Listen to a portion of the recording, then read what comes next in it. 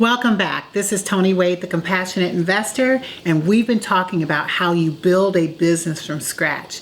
Now, this part of the business, when you get to this phase where you're actually going to transition some of your work to someone else, this can be done in multiple different ways. So I'm going to share some of my experiences through this because I'm just going to tell you it's not easy.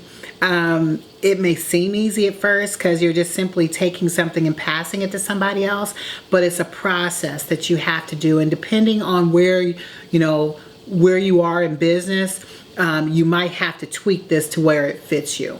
So the first thing I will say here, because all those processes and procedures that you wrote out, make sure you have a workflow. A workflow is basically almost like your steps from beginning to end for every process and procedure that you have. That way, once you have the work documented, the flow of that work, you can then take that flow and give it to somebody else who can do the work. Now, in determining how you choose what to give out and what to keep, it's up to you. Personally, I like doing things that takes a lot off my plate, because at the end of the day, I don't want to work in the weeds of my business for the rest of my life. So I take off the things that are most important to take off my plate. Like if I spend 80% of my time doing this particular activity, that's the first thing we're going to take off my plate. Now, someone else might say, well, I'm not comfortable taking that off my plate because that's where a lot of my revenue comes in. I'm not comfortable bringing and putting somebody else into that. It's up to you. My time is extremely valuable, but I'm also at a stage where I create multiple businesses. So every business I create, because I'm going to be in the weeds, right in the beginning. Just like right now, I'm getting ready to do assisted living. I'm going to be in the weeds of that business all day, every day, getting it there. So getting that first part off the plate, off of me, is important to me, but I've got revenue coming in from my other channels that I'm okay if that money doesn't come in right then, or if I have to make some shifts, I'm okay with that.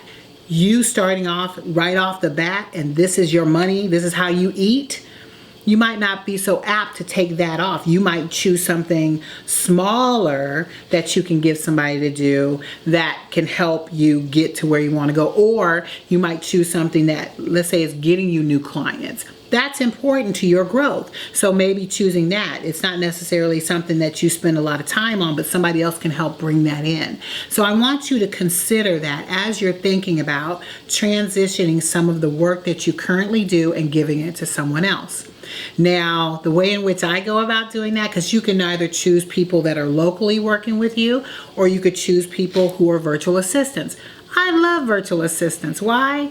Because you can go to other countries where they don't charge as much per hour, or they're okay with getting a fee for a project, a one-off project that you want to do. So I like using virtual assistants for that very reason, because I can give them a workflow, I can tell them what my expectations are, and that's what they will perform.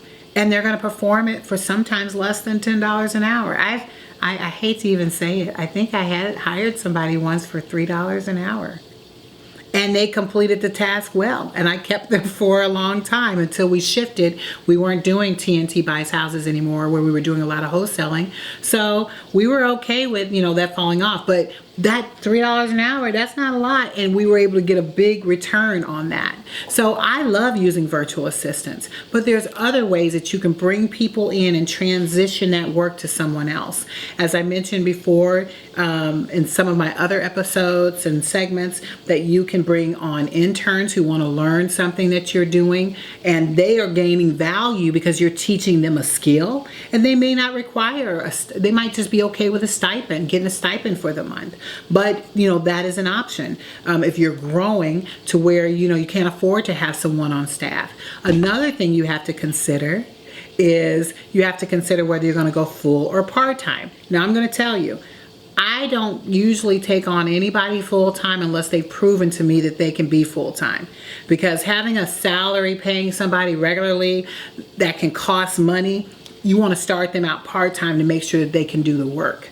So there's things that I do when I'm transitioning work to people that allows me to mitigate at the beginning, because money is time and time is money. And if I'm going to invest time in building somebody and grooming somebody for a particular position, I need to make sure that they can do the work. And sometimes you might need to do something provisionally going in. But no matter what you end up doing, the goal is to get yourself into a position that you are bringing on somebody who's taking on some of this workload and taking it off of you. The more you can do that, whether it is hiring somebody as a virtual assistant through the Philippines and you can get maybe $3, $4 an hour for the work, or whether you bring on an intern who wants to learn what you do and you pay them a stipend, or whether you pay somebody minimum wage or a little more, just depending on what your salary, what you can allow yourself. But you are still in full control of that entire process from beginning to end. And depending on what skill sets you're asking for them to do, you can then dictate where that needs to go.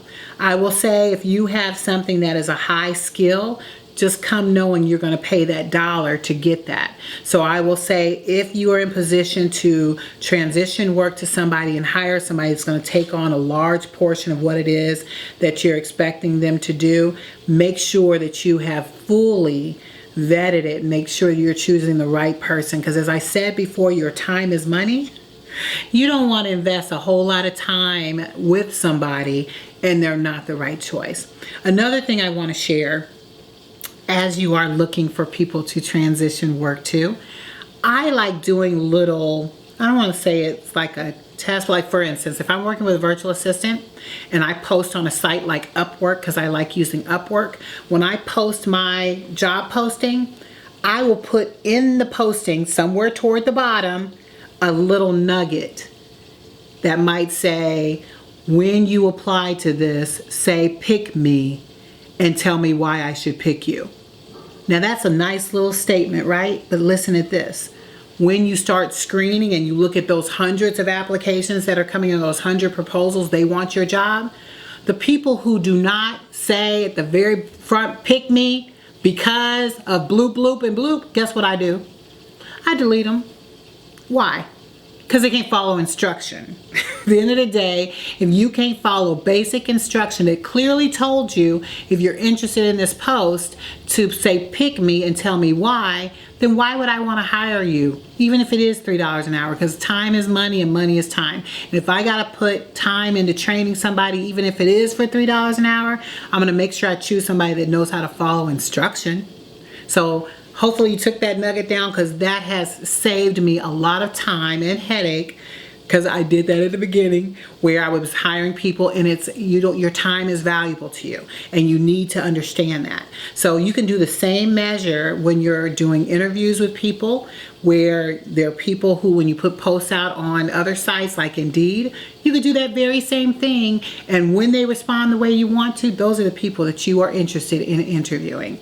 So I know I've given you a lot. I can go over so many more, but the goal in this particular piece in building a business is you need to get to a place where you can transition a lot of that work off your plate, so you are no longer working as much in your business. You are working on your business. You can look at it and see how it moves and make the necessary adjustments to be able to get to where you are growing. So we'll come back in just a moment to put a bow on it, and we'll be back after these messages.